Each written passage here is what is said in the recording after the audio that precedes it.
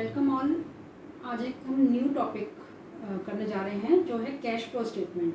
Cash flow statement एक नया chapter है, तो इसके लिए कैश फ्लो स्टेटमेंट होता क्या है, कैसे इसको हम स्टेटमेंट में कन्वर्ट करते हैं, वो सब हम आज इसमें देखेंगे। तो कैश फ्लो स्टेटमेंट को समझने के लिए पहले ये तीन वर्ड्स हैं, कैश, फ्लो एंड स्टेटमेंट। इन तीनों को समझें हम कि क्या है।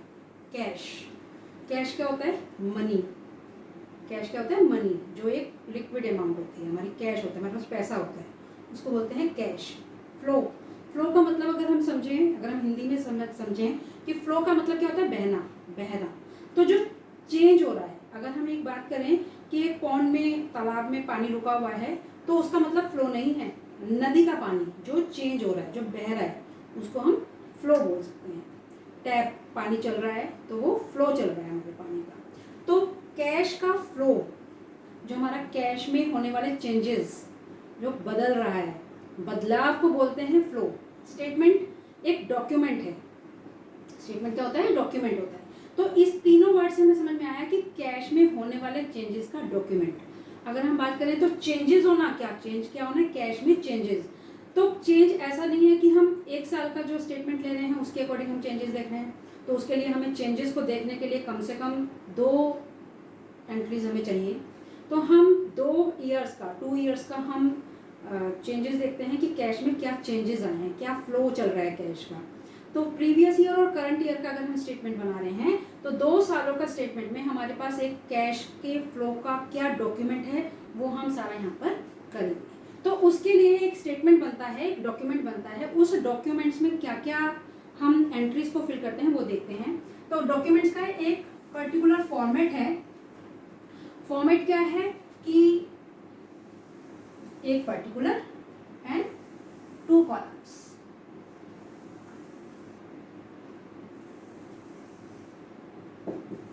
जिसको हम बोलते हैं पर्टिकुलर। अमाउंट के 2 कॉलम्स आएंगे, 2 कॉलम्स आएंगे, एक इनर कॉलम है और एक आउटर कॉलम है। ठीक है, तो इसको क्या हमने बोला? Cash flow statement.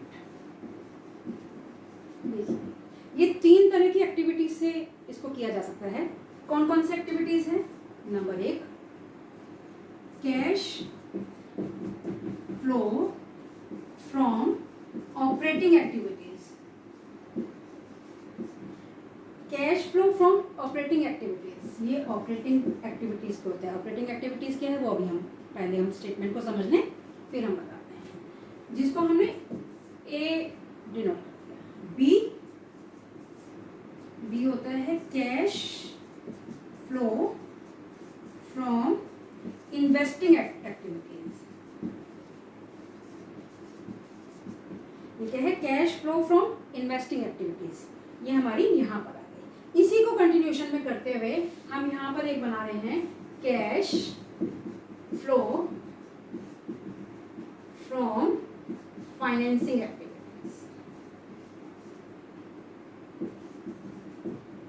तो ये भी हमारा सेम फॉर्मेट में बनेगा, एक पर्टिकुलर और 2 कॉलम्स। ये 3 तरह की एक्टिविटीज हो गई। ठीक है, इन तीनों एक्टिविटीज को हमें समझना है। अभी हमने जैसे बताया कि कैश फ्लो स्टेटमेंट क्या है कि चेंजेस होना, जो कैश में, कैश और कैश इक्विवेलेंट में चेंजेस का होना। तो अगर हम इस स्टेटमेंट की बात करें तो, और हम इसमें जैसे न्यूमेरिकल, ये हमारा प्रैक्टिकल पोर्शन है, तो इसकी अगर हम बात करें तो हम ये समझ सकते हैं कि सपोज 10,000 रुपीज़ की एक बिल्डिंग है हमारे पास। इस साल 12,000 रुपीज़ की बिल्डिंग हो गई। तो अगर हम ये बात करें कि 12,000 की अमाउंट की एंट्री होनी चाहिए इस डॉक्यूमेंट में, जो हमारा ये डॉक्यूमेंट शो होगा उसमें 10,000 की एंट्री शो होगी या 12 की होगी। तो इसमें अगर हम देखें तो ना तो 10,000 की एक्टिविटी हमारी शो होगी, ना ही 12,000 की होगी। इन दोनों का डिफरेंस जो कि 2,000 रुपीज़ है, ये हमारा चेंज है, ये हमारा फ्लो कहता है। तो हम ऑपरेटिंग एक्टिविटी से हमारा क्या कैश फ्लो हो रहा है, इन्वेस्टिंग एक्टिविटी से हमारा क्या कैश फ्लो हो रहा है, और फाइनेंसिंग एक्टिविटी से हमारा क्या कैश फ्लो हो रहा है, वो हम इसमें एनालाइज करेंगे। तो ये तीनों ही एक्टिविटीज़ हैं जिनसे हमें पैसा, अगर हम बात कर रहे हैं बिजनेस हम चला रहे हैं, ठीक है, अगर बिजनेस चला रहे हैं तो किस लिए चलाते हैं? सेल करते हैं, परचेज करते हैं, प्रॉफिट अर्न करने के लिए। प्रॉफिट अर्न करने के लिए हमें किसकी ज़रूरत होती है? पैसे की ज़रूरत होती है, लिक्विड की ज़रूरत होती है। ठीक है। तो cash flow from operating activities, operating activities कौन कौन सी एक्टिविटीज़ होती हैं, इनको बहुत सिंपल से वर्ड्स में होते हैं। सेल परचेज से रिलेटेड जितनी भी एक्टिविटीज़ होंगी ऑपरेटिंग एक्टिविटीज़ होती हैं। शोरूम से रिलेटेड जितनी भी, ऑफिस से रिलेटेड जितनी भी एक्टिविटीज़ होंगी ऑपरेटिंग एक्टिविटीज़ होती हैं। मैन्युफैक्चरिंग से रिलेटेड जितनी भी एक्टिविटीज़ होंगी ऑपरेटिंग एक्टिविटीज़ होती हैं। क्लियर है। उसके बाद इन्वेस्टिंग एक्टिविटीज़, जब तक हम पैसा इन्वेस्ट नहीं करेंगे अपने बिजनेस में, फिक्स एसेट्स को परचेज नहीं करेंगे, तब तक हम सेल परचेज नहीं कर सकते। बिल्डिंग नहीं ली, मशीनरीज नहीं ली, हमने ऑफिस नहीं बनाया, क्या हम सेल परचेज कर सकते हैं? क्या हम मैन्युफैक्चरिंग कर सकते हैं? नहीं कर सकते हैं। तो हमारी क्या है, वो इन्वेस्टिंग एक्टिविटीज़ हैं। जब हम अपने पैसे को, जब तक हम अपने कैश को फिक्स एसेट्स में कन्वर्ट नहीं करेंगे, फिक्स एसेट्स हम परचेज नहीं करेंगे, वहाँ पर पैसा इन्वेस्ट नहीं करेंगे, तब तक हमारी ऑपरेटिंग एक्टिविटीज़ नहीं हो पाएंगी। इन्वेस्टिंग एक्टिविटीज़ को करने के लिए हमें क्या चाहिए? फाइनेंस चाहिए। तो फाइनेंसिंग एक्टिविटीज़ हमारे पास होंगी, उससे हमारी इन्वेस्टमेंट होंगी, उससे हमारी ऑपरेटिंग एक्टिविटीज़ होंगी। तो इसी तरह से मैं आपको क्लियर करने के लिए अपोजिट चलती हूँ। पहले इन फाइनेंसिंग एक्टिविटीज़ हम देखते हैं कि क्या होती हैं, फिर इन्वेस्टिंग एक्टिविटीज़ क्या होती हैं, फिर ऑपरेटिंग एक्टिविटीज़ क्या होती हैं। क्वेश्चन हम सीधा करेंगे, जब हमें क्वेश्चन करने के लिए आएगा तो हम सीधा करेंगे। लेकिन उससे पहले हम एक बात और बता दें कि जो ये कैश फ्लो स्टेटमेंट बनता है, इसके लिए हमें हमारे पास आंसर पहले आ जाता है। क्वेश्चन को करने से पहले हमारे पास आंसर आ जाएगा। कैसे आ जाएगा? अगर हम कहें कि ओपनिंग बैलेंस ऑफ कैश,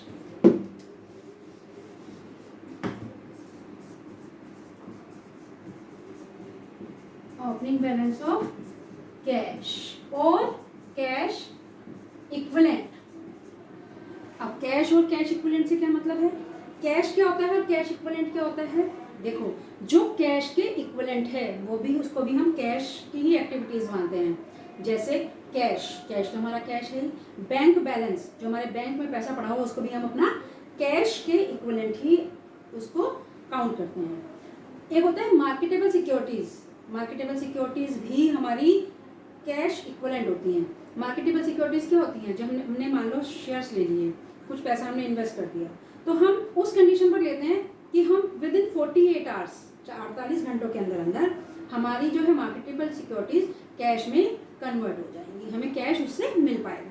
तो इस तरह की एक्टिविटीज को हम कहते हैं कैश और कैश इक्विवेलेंट।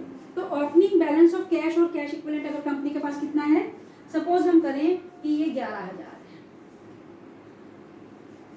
ये 11,000। क्लोजिंग बैलेंस ऑफ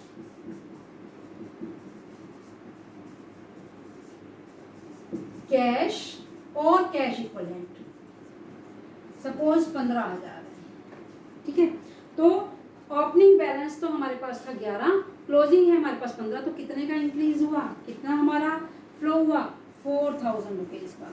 तो ये जो 4,000 रुपीज है, ये आपका आंसर है। तो ये आंसर को फाइंड करने के लिए हम क्या कह सकते हैं कि ऑपरेटिंग एक्टिविटीज हमारी इनर कॉलम में गई, इसका फाइनल जो हमने सपोज यहाँ पर 3,000, ठीक है। एज इन्वेस्टिंग एक्टिविटीज से सपोज हमारा 500 रुपया, फाइनेंसिंग एक्टिविटीज से 500 रुपया आ गया। तो 3,000 हमारा आया ऑपरेटिंग से, 500 आया इन्वेस्टिंग से, और 500 हमारा फाइनेंस से आया। तो हमारा ये 4,000 रुपये, 4,000 रुपीज इसका इंक्रीज इन वर्क, इंक्रीज, इसको क्या बोलेंगे?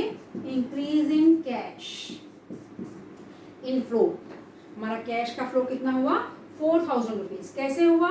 ऑपरेटिंग एक्टिविटीज से 3,000 रुपीज, इन्वेस्टिंग एक्टिविटीज से 500 रुपीज एंड फाइनेंसिंग एक्टिविटीज से 500 रुपीज। इसको हम ऐसे भी कर सकते हैं, सपोज यहाँ पर 1,500 रुपीज आ गया। 3,000 हमारा ऑपरेटिंग एक्टिविटी से आया, इन्वेस्टिंग एक्टिविटीज से 1,500 आया। अब आप कहोगे कि 3 + 1,500 4,500, तो यही हो गया। तो यहाँ नहीं आना चाहिए, तो यहाँ क्या आ जाएगा? माइनस में आ जाएगा, नेगेटिव आ जाएगा, डिक्रीजिंग में आ जाएगा। तो जब हम माइनस को करते हैं तो उसको ब्रैकेट कर देते हैं, तो इसका मतलब क्या होता है कि हम लेस कर, माइनस का आंसर आया हमारा। जो ये हमारी 500 रुपीज आया है, ये हमारा 500 रुपीज, ये फाइनेंसिंग एक्टिविटीज से फाइनल अमाउंट आया है माइनस में। तो 3,000 + 1,500 4,500 -500 4,000। तो ऐसे भी इसका हम कैलकुलेशन कर सकते हैं, होता है कैलकुलेशन और ये हमारा आंसर निकलता है। अब हमने बताया कि हम बता रहे हैं कि cash flow from financing activities कौन कौन सी होती है, जहाँ से हमारे पास पैसा आता है। Sources of finance, sources of funds, वो कौन कौन से हैं हमारे सोर्सेज ऑफ फंड्स। हमने इशू कर दिया, इशू ऑफ डिवेंचर, डिवेंचर से हमारे पास पैसा आएगा, हमारा फाइनेंस आ गया, हमारे पास कैश आ गया। जब इशू ऑफ डिवेंचर्स कर रहे हैं तो हमने ऐड कर दिया, हमारी फाइनेंसिंग एक्टिविटीज में पैसा इन हो गया। इशू ऑफ शेयर्स, हमारे पास पैसा आ गया, हमने शेयर्स इशू किए, पब्लिक ने शेयर्स लिए, पब्लिक ने पैसा उस पर इन्वेस्ट किया, कंपनी के पास पैसा शेयर्स के थ्रू आ गया। हमने लोन ले लिया बैंक से, किसी भी फाइनेंशियल इंस्टीट्यूशन से हमने लोन ले लिया, तो ये भी हमारा फाइनेंस को इंक्रीज कर रहा है, बढ़ा रहा है। ठीक है, अब डिवेंचर्स, शेयर्स, लोन लिया है हमने, ठीक है, ये हमारे पास पैसा आ गया। जब हमने डिवेंचर्स लिए तो पब्लिक ने ऐसे ही तो हमें डिवेंचर्स नहीं दे दिए, उसके अगेंस्ट कंपनी को इंटरेस्ट पे करना पड़ेगा। जब इंटरेस्ट पे करेंगे, अब इसी से रिलेटेड एंट्रीज हैं, तो इंटरेस्ट पेड ऑन डिवेंचर्स, पैसा जाएगा तो ये माइनस में आएगा, ये हमारी लेस हो जाएगा। माइनस का मतलब क्या है, लेस हो जाना। ठीक है, इंटरेस्ट डिविडेंड पेड हमारा माइनस, पैसा आउटफ्लो हो रहा है, बाहर जा रहा है, तो माइनस, हमने इसका किया लेस कर दिया। लोन पर इंटरेस्ट दे रहे हैं हम, interest paid on loan minus हो जाएगा। ठीक है, तो ये पैसा आना कहाँ से हमारे पास फाइनेंस आ रहा है और कहाँ उससे रिलेटेड ही जो हमारी जो एंट्रीज हैं, इन्हीं से रिलेटेड ही हमारी जब एंट्रीज को जा रहे हैं, तो याद रखना कि डिबेंचर्स अगर हमने इशू किए हैं, उससे दिया गया डिविडेंड, इंटरेस्ट, लोन पर इंटरेस्ट हमारा लेस हो जाएगा, इस अमाउंट को वो कम कर देंगे। क्लियर है बात। उसके बाद ये हमारी अमाउंट फाइनल, ये अमाउंट आ जाएगी यहाँ पर। ठीक है, हमारे पास पैसा आ गया, फाइनेंस आ गया, उस फाइनेंस को हमने इन्वेस्ट कर दिया, फिक्स एसेट्स में हम उसको इन्वेस्ट कर रहे हैं, तो हमारी कौन सी एक्टिविटी हो गई है, cash flow from investing activities. कहाँ पैसा कर सकते हैं, परचेज ऑफ फिक्स एसेट्स, जितने भी हम फिक्स एसेट्स परचेज करते हैं पैसा जाएगा, कैश जा रहा है, तो ये क्या एक्टिविटी हो गई, ये हमारी लेस हो जाएगी। ठीक है, सेल ऑफ फिक्स एसेट्स, अगर हम अपनी फिक्स एसेट्स को सोल्ड कर रहे हैं तो हमारे पास पैसा आएगा।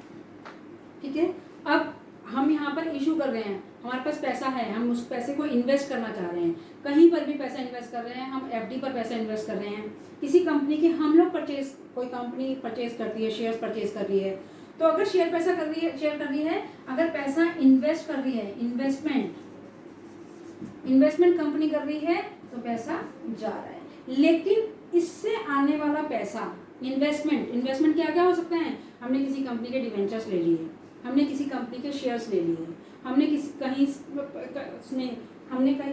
एफडी करवा दी, तो उससे रिलेटेड जितना भी हमारे पास इंटरेस्ट, डिविडेंड आएगा, वो यहाँ पर हमारा हो जाएगा प्लस। अगर हम कहें डिविडेंड, देखो यहाँ पर हमने डिविडेंड पेड किया था लेस, यहाँ डिविडेंड रिसीव्ड होगा, तो पैसा आ गया। इंटरेस्ट रिसीव्ड, पैसा आ गया। हमने एक बिल्डिंग ले ली, उसको रेंट पर दे दिया, तो रेंट रिसीव्ड, हमारे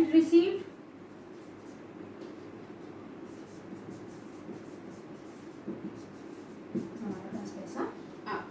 ठीक है, तो ये फिक्स एसेट्स, हमने पैसा आया, उसको पैसे को हमने इन्वेस्ट किया, फिक्स एसेट्स परचेज की, सोल्ड भी कर सकते हैं, हमें मशीनरी की ज़रूरत नहीं है, ख़राब हो गई, उसको हमने उस साल सोल्ड कर दिया, तो हमारे पास उससे पैसे की इनकमिंग हो गई, तो कैश इंक्रीज होगा। ठीक है, तो अब इसका जो फाइनल स्टेटमेंट होगा बी पार्ट का, वो ये आ जाएगा। क्लियर है। उसके बाद है cash flow from operating activities. देखिए, इसको समझने के लिए हम दो तरह के हैं ऑपरेटिंग एक्टिविटीज़ को करने के लिए अगर हम बात करें तो एक डायरेक्ट मेथड होता है और एक इनडायरेक्ट मेथड। डायरेक्ट मेथड को हमारे यहाँ जो यूज़ होता है वो इनडायरेक्ट मेथड यूज़ होता है, लेकिन समझने के लिए, सिर्फ समझाने के लिए हम उसको डायरेक्ट मेथड भी एक बार जरूर बताएंगे। तो उसमें क्या है, अगर हम बात कर रहे हैं तो ये हमने पहले ही बताया कि ऑपरेटिंग एक्टिविटीज़ कौन सी होती हैं, जो सेल परचेज से रिलेटेड होती हैं, मैन्युफैक्चरिंग से रिलेटेड होती हैं, प्रोडक्शन से रिलेटेड होती हैं, ऑफिस से रिलेटेड होती हैं और शोरूम से रिलेटेड होती हैं, राइट। तो अगर हम इससे ट्रेडिंग एंड पीएल अकाउंट बनाएं, एक ऐसे ही छोटा सा अकाउंट बना करके देख रहे हैं, उससे हम ऑपरेटिंग एक्टिविटीज़ को ज़्यादा अच्छे से क्लियर कर पाएंगे। तो ये हम trading profit and loss account बना रहे हैं, हमें पता है इसमें हमारी कौन कौन सी एंट्री होती है। बाय सेल्स, हमारी सेल्स हो रही है, ये आ गया। To cost of goods sold, goods sold आ गया। इसको हम अगर मैं एक अमाउंट में ले लें कि 1 लाख रुपीज़ की हमारी सेल हुई,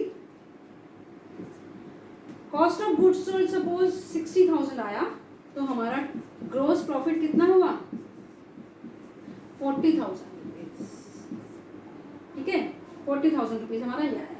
तो सेल्स है, इनकम है, ये पॉजिटिव है, इट मीन्स ऐड है। हमारा जो भी हमने सेल किया है उसको हमने प्लस किया है। सोल्ड कर रहे हैं, कोई भी गुड्स वगैरह सोल्ड कर रहे हैं, कोई स्टॉक सोल्ड कर रहे हैं, स्टॉक ले रहे हैं, मैन्युफैक्चरिंग कर रहे हैं, तो वो हमारी पॉजिटिव आनी चाहिए।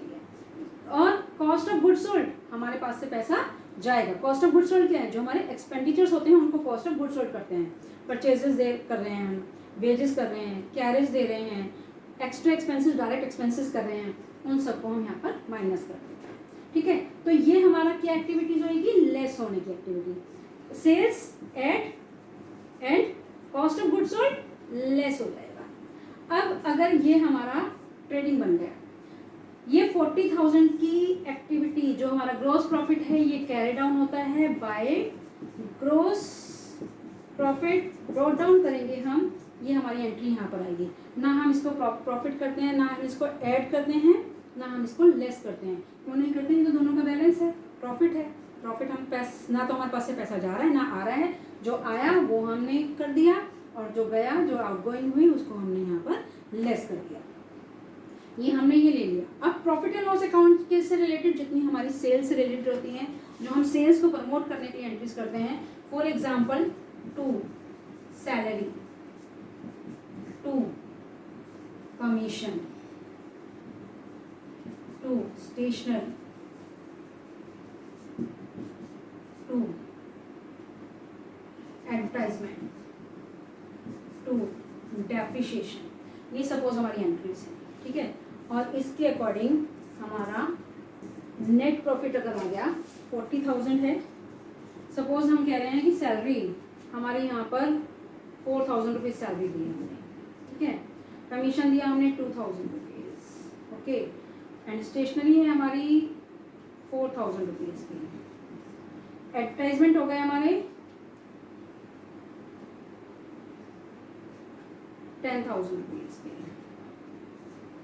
डेप्रिसिएशन है 4,000 रुपीज़ का। अब हमारा कितना नेट प्रॉफिट कितना आना चाहिए, टू नेट प्रॉफिट आएगा 4 to 8 10 20 24 26,000 रुपीज़। सपोज यहाँ पर हमारा नेट प्रॉफिट आ गया 26,000 रुपीज़। अब इससे हम ऑपरेटिंग एक्टिविटीज़ को कैसे वो करें, डायरेक्ट मेथड हम पहले यूज़ कर रहे हैं, जो कि नहीं यूज़ होता है। यूज़ कौन सा होता है, इनडायरेक्ट मेथड। अब हमें क्या करना है, अगर हम कहें इस trading profit and loss account के अकॉर्डिंग सबसे पहली एंट्री क्या है, सेल्स। हमारी सबसे पहली एंट्री क्या है, सेल्स। हमने सेल्स ले लिया, सेल्स लिया हमने 1 लाख रुपीज़, 1 लाख रुपीज़ लिया, जो हमने ऐड किया, अभी हमने बताया था उसको ऐड करना है। इसमें से अब हमें सारे एक्सपेंडिचर्स को लेस कर देना है। हम कॉस्ट ऑफ गुड्स सोल्ड को लेस कर रहे हैं 60,000 रुपीज़, ये माइनस कर रहे हैं, ये हमारी ब्रैकेट में एंट्री आएगी। उसके बाद सैलरी हमने 4,000 रुपीज़ ये लेस कर दिया। उसके बाद कमीशन हमने 2000 रुपीज़ कमीशन लेस कर दिया। स्टेशनरी हमने 4000 रुपीज़ स्टेशनरी लेस कर दिया। एडवर्टाइजमेंट हमने 4000 रुपीज़, सॉरी 10,000 रुपीज़ एडवर्टाइजमेंट हमने लेस कर दिया। डेप्रिशिएशन, डेप्रिशिएशन को हमने क्या कहा, कैश को कम करने वाली एंट्रीज। 1 लाख की सेल थी, 60,000 हमारा कॉस्ट ऑफ गुड्स सोल्ड से माइनस किया। सैलरी हमने कैश पे की, 4,000 ये माइनस किया। कमीशन हमने कैश पे किया, ये माइनस किया।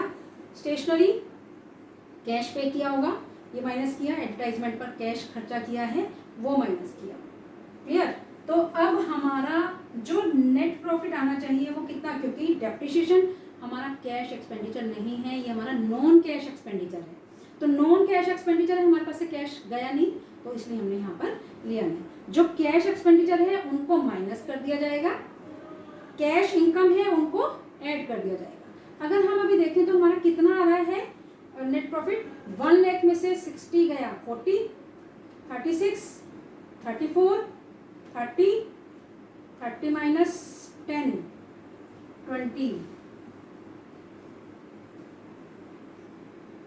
20,000 रुपीज़ हमारा यहाँ पर ये एंट्री आ गई। ये 20,000 की आ गई। ये डायरेक्ट मेथड से हमने क्या बताया कि जो हमारा कैश इनकमिंग है उसको ऐड करना है, जो कैश आउटगोइंग है उनको हमें लेस कर देना है। लेकिन अब अगर हम इसको इनडायरेक्ट मेथड से करें, और इनडायरेक्ट मेथड क्यों यूज़ होता है, डायरेक्ट मेथड क्यों नहीं यूज़ होता, उसका भी एक रीज़न है।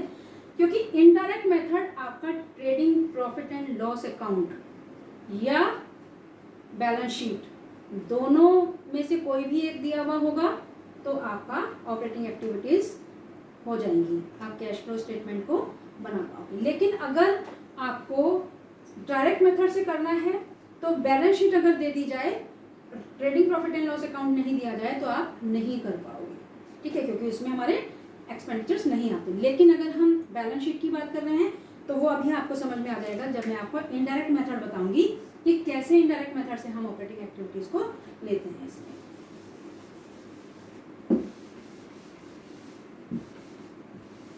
देखो अब इसको रिवर्स कर दो, सबसे अपोजिट कर दो। अब तक हम सीधा क्वेश्चन ले रहे थे, अब इसको अपोजिट कर दो। मतलब अभी मैंने पहले पूछा कि सबसे पहली एंट्री हमारी क्या है, हमने बताया सेल्स। अगर अब हम बात करें लास्ट की एंट्री कौन सी है, आप कहोगे नेट प्रॉफिट। तो नेट प्रॉफिट कितना है, 26,000। अभी हमने कैश एक्सपेंडिचर्स को लेस किया था, हमने कैश एक्सपेंडिचर्स को लेस किया था।